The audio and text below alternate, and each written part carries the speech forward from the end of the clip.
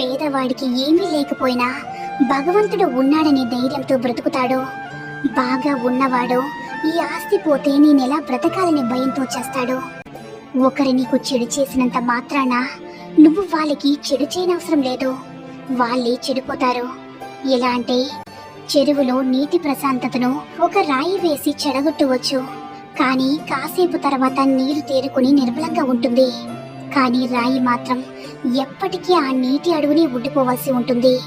ధనవంతుడు తన ధనంతో మరణం రాకుండా చేసుకోగలడా?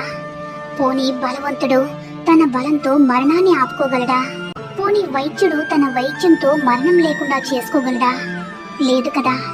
ఈ 3 నాళ్ల ముచ్చటి కోసమా ఈ పగలు, ప్రతీకారాలు, ఈర్ష్య, ద్వేషాలు?